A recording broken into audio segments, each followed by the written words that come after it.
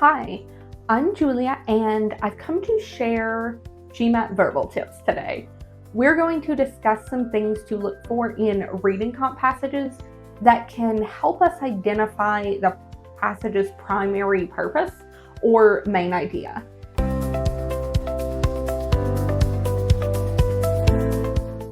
As primary purpose questions are quite common on the GMAT, and understanding the primary purpose is essential to understanding the passage, this is a very good skill to develop. There are many clues to look for when trying to find the passage's main idea, and different passage styles will feature different types of clues more heavily. For this passage, the focus is going to be on opinion markers, leading sentences, and conclusions. Let's look at our passage. On these longer ones, I find it helpful to summarize a bit as we go, just to keep the facts straight, so that's how I'm going to do it. In 146 BCE, the city of Carthage fell to the Romans after the Third Punic War, marking the end of a long-standing rivalry between Rome and the Carthaginian Empire.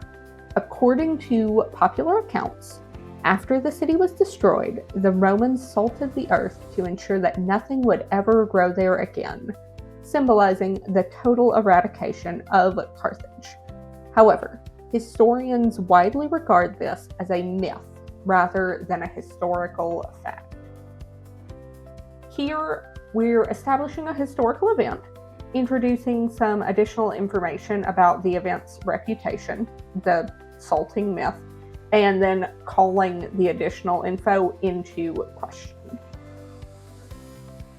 The idea of salting a defeated city's land as an act of symbolic destruction has ancient roots, but there is no contemporary Roman record confirming that this happened to Carthage.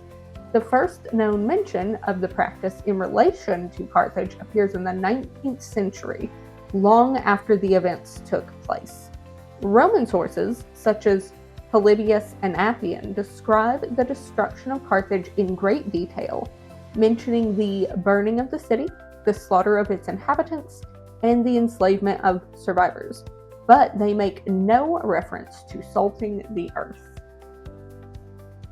In this paragraph, the reason that historians are dubious of the salting of Carthage is discussed, that no sources at the time mentioned salting, even though contemporary sources gave very detailed accounts of these other horrible things that were part of the city's sacking. Some historians believe that the myth may have originated from confusion with other historical events. For example, there are references to salting enemy land in biblical and medieval sources, such as the biblical story of Shechem in the book of Judges. Additionally, Roman leader Cato the Elder, who was famous for saying Carthage must be destroyed, may have contributed to the myth, as later writers exaggerated Rome's totality in destroying the city. This paragraph offers some reasons as to why the myth might have become associated with Carthage in the first place. Despite its historical inaccuracy, the myth of the salting of Carthage persists as a powerful symbol of Rome's ruthless victory and the complete destruction of an enemy.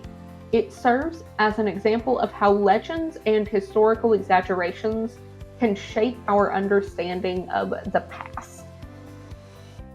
This final paragraph, as is pretty common, discusses the overall conclusion of the piece and some of its implications.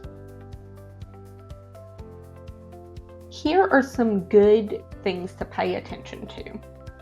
First, when an author mentions someone's opinion, it's usually closely connected to the main points of their passage, either because they agree or because they disagree.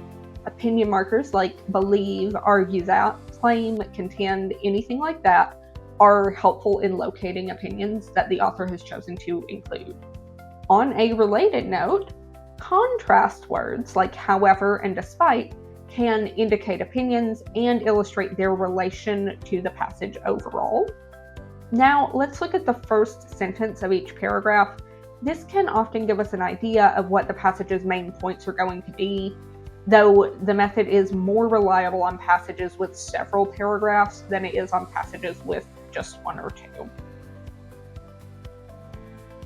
This sentence offers some background on what the passage will be discussing. It sets the scene for us. This sentence brings up an issue that dubious historians take with the subject, that this legend of Rome salting the fields of Carthage was not mentioned in contemporary records of the Third Punic War. This sentence offers a potential explanation for the myth that it could have been conflated with other historical events. And this sentence is roughly the main idea of the passage, that though the myth isn't supported by historical evidence, it is still widely spread and widely believed. I mentioned earlier that different tools to find a passage's main idea will work better for some passages than others. A couple of common things to take notice of are strong language and quotes. In this passage, the strong language is a facet of the subject matter because it's about the sacking of a city, and that is naturally a dramatic event. It features some strong language for that reason, but it doesn't directly relate to the main idea as much as strong language often will directly relate to the main idea in a reading comp passage. It does do a lot of work in supporting intermediate conclusions. The same with the quote. If you just read Roman leader Cato the Elder, who was famous for saying Carthage must be destroyed, then that wouldn't sum up what was happening in this passage, but sometimes quotes are integral to understanding passages, so always pay attention to them. Having a lot of tools in your toolbox will help you identify primary purposes in a variety of reading comp passages, which is great because you're likely to encounter a variety. Take notice of opinion and contrast markers, conclusions, and pay particular attention to the initial sentence in each paragraph. Keep practicing, and I will see you next time.